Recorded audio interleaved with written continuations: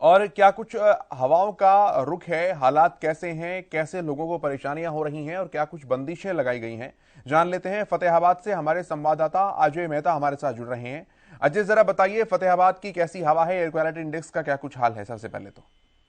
केशव, देखिए, फतेहाबाद की बात करें, फतेहाबाद के अंदर पिछले 3 दिन से हालात बद से बदतर होते नजर आ रहे हैं, क्योंकि जिस प्रकार से ये एक लेयर जो है ऊपर आसमान पे छाई हुई है, पूरे इसको एकदम डेंस फॉग ये कह सकते हैं या स्मोक कह सकते हैं इसको। आंखों में अंदर जलन है बुरी तरह से, और लोगों जो ओपीडी है हॉस्पिटल्स के अंदर लगातार बढ़ रही है। सांस के रोगियों की सीओपीडी, अस्थमाटिक और हार्ट पेशेंट, साथ में आईज को लेकर के भी ये तमाम जो प्रॉब्लम्स है लोगों के प्रशिष्ट हो रही हैं, और लगातार लोग जो हैं ये डॉक्टर्स के पास जा रहे हैं। एयर क्वालिटी इंडेक्स की अगर बात करते हैं केशव, तो यहाँ फतेहाबाद में देर रात 500 को भी क्रॉस कर गया था एयर क्वालिटी इंडेक्स, और अब जो है इस वक्त 370 के आसपास बना हुआ है। लगातार 4-5 दिन से ये 400 के नजदीक बन रहा है। तो हालात जो है बिल्कुल ही विपरीत है फतेहाबाद के लोगों के लिए, और स्वास्थ्य विभाग ने एडवाइजरी भी जारी कर दी है कि लोग सुबह और शाम को कम से कम जो है सुबह और शाम को घर से बाहर ना निकले, क्योंकि इस वक्त जो डेंसिटी होती है वो बहुत ज्यादा हो जाती है और लोगों के लिए खतरनाक हो सकती है। जी, कुछ बंदिशें भी हैं, पाबंदियां जो लगाई गई हैं लोगों पर। देखिए, यहाँ ऐसी कोई हार्ड एंड फास्ट किसी प्रकार की पाबंदी तो नहीं लगाई गई है, लेकिन एडवाइजरी जरूर जारी की गई है, चाहे वो हार्ट पेशेंट्स के लिए है, चाहे वो अस्थमैटिक पेशेंट्स के लिए है, बच्चों के लिए, बुजुर्गों के लिए एडवाइजरी जारी की गई है।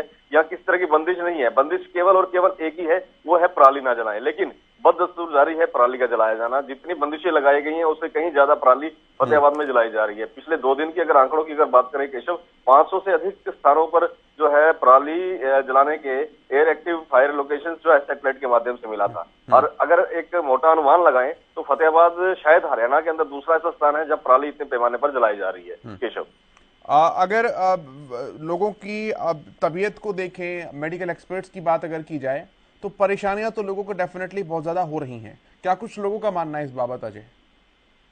केशव, देखिए, लोगों के लिए ये परेशानी साल दर साल बढ़ती चली जा रही है। पिछले कुछ सालों के अंदर इस तरह की प्रॉब्लम्स लगातार सामने आती हैं। हालांकि इस बार थोड़ी सी लेट जरूर हुई है, लेकिन उसकी अब जो इसकी घातकता है वो नजर आने लगी है लोगों के अंदर।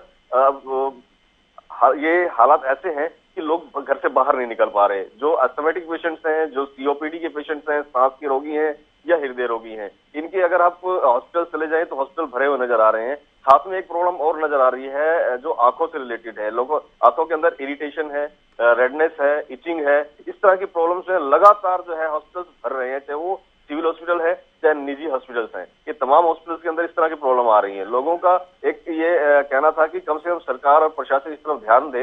हालांकि देखिए, पराली का जलाया जाना जो है वो खतरनाक स्तर पर पहुंच चुका है। अगर नहीं बाज आ रहे हैं तो कम से कम पानी का छिड़काव करके एक फौरी राहत जरूर दी जा सकती है। प्रशासन इस तरफ जरूर सोचे। जी, चलिए, बहुत शुक्रिया आपका अजय इन जानकारी के लिए और अपनी बातचीत हमारे साथ साझा करने के लिए।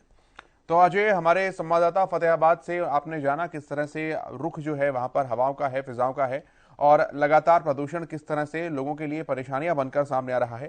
गुरुग्राम में इमरजेंसी लेवल पर प्रदूषण का स्तर पहुंच चुका है, और फतेहाबाद में जिस तरह से बहुत ज्यादा घटनाएं सामने आई थी पराली को जलाने की, उसके बाद से हालात लगातार बिगड़ते ही चले गए, सुधरे नहीं, और सिचुएशन इस तरह की पहुंच गई कि ग्रेप का स्टेज 4 जो है वो तुरंत प्रभाव से लागू करने के आदेश दिए गए हैं। डीजल से चलने वाले जितने उद्योग हैं वो बंद बताए जा रहे हैं, और इसके अलावा तमाम तरह की और पाबंदियां, बंदिशें हैं जो कि लोगों के ऊपर लगाई गई हैं।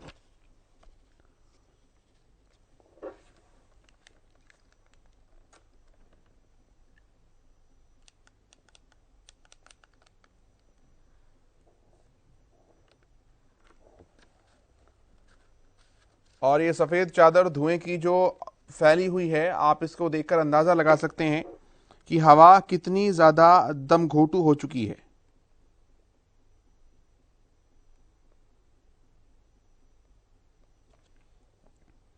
हालांकि अब प्रशासन की तरफ से लगातार कोशिश जरूर की जा रही है कि चीजों को नियंत्रित किया जा सके, लेकिन हालात अब भी बहुत भयावह हैं।